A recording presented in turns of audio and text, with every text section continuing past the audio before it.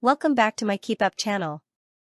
Brittney Griner is a puppet for the Biden administration, Lia Thomas is a bigot, and why I left ESPN after being unable to speak out. Charly Arnolt revels in her newfound freedom and takes on the hottest issues in sports.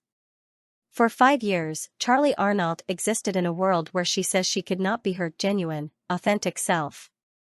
A world where she says colleagues judged her for every little thing she said or did, where she felt she couldn't share her honest opinions. Now, all that has changed.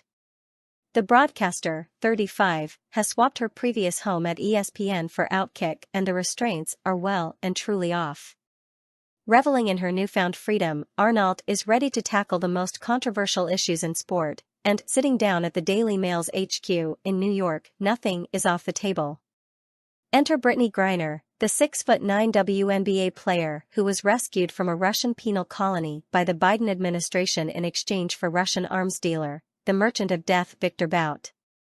Last month, Griner weighed in on the trans debate and said it was a crime to remove biological men from women's sports, amid a Republican-led movement to change Title IX to protect women's sports from biological men, and specifically trans women.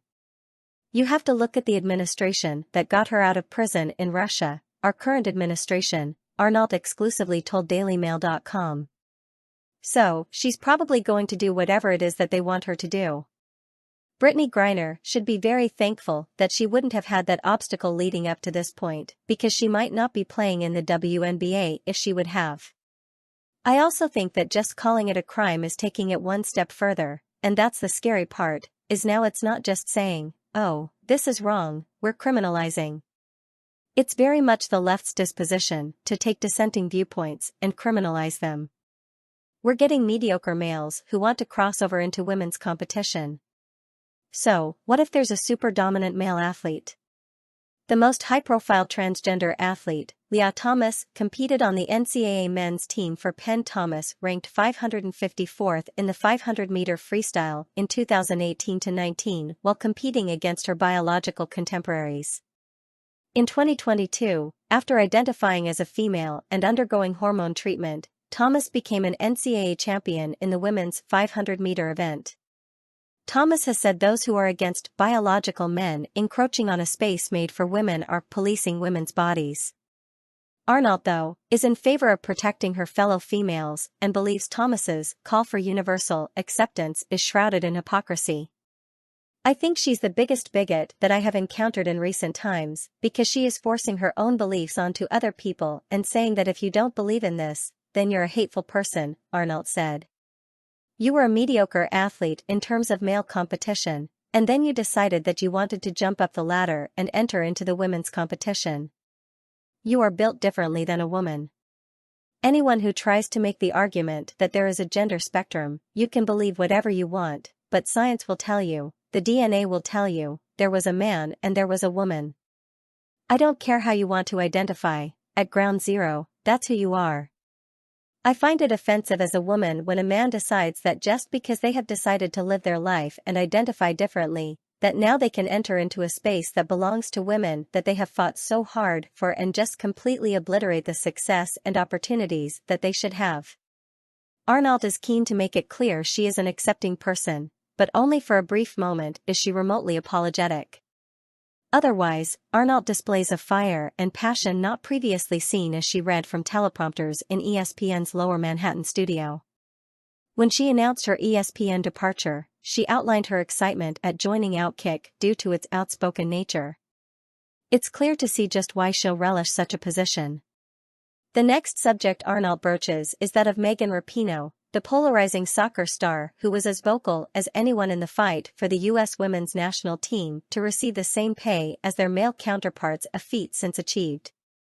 Now, Rapinoe stands against an alteration to Title IX, and for the inclusion of transgender women in a space previously reserved for biological women. Suddenly, she's turning around after she retires from playing for the national team and says, "Yeah, I totally believe that males should be able to play with women." She's promoted equality and women's rights and the ability to be able to share in their success, that is almost completely the opposite to what she's put forth. Arnolt admits she doesn't know what Rapinoe's motive is but suggests it could be similar to her hypothesis of Griner's situation, acting as a pawn for a higher entity. More generally, she is concerned that American society is sleepwalking towards a scary future, urging others to speak up as she is now.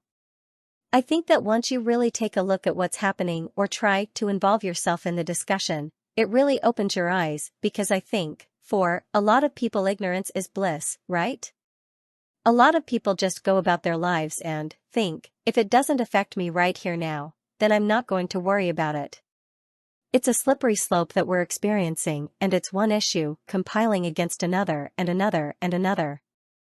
And even like we're seeing in school systems now, in some places, they've taken the words man and woman out of biology lessons. Now they're referred to as sperm producers and egg producers. It's just bizarre, the road that we're going down. And I don't see an end to it unless people start speaking up. While ESPN may be associated with speaking up on topics fitting a politically correct agenda, the sports giant has been criticized by Arnolt and others for not providing balance on topics such as the transgender movement in sports. At the network, Arnolt felt as if her honest opinions could not be shared. So much so, she stopped tweeting opinions from her own personal Twitter account for fear of negative retribution. Walking on eggshells was part of her ESPN existence, and while she admits some of its biggest personalities like Stephen A. Smith can be offered opportunities to express their thoughts, there is little room for conversations such as this. I think there would be repercussions, Arnolt said of those not named Stephen A., if they were to speak in favor of views not held by the network. I think if enough people stood up for what is right and for issues that need to be more publicly talked about, personally, I don't think there's much they could do, because what happens when all of the big faces of the company start speaking up, they're not going to get rid of everybody. Until people get the courage and realize that until we start standing up for what's right and putting our foot down on some issues, things are going to continue getting worse and worse. Source: dailymail.co.uk. Please like, share, and subscribe. Thank you for watching.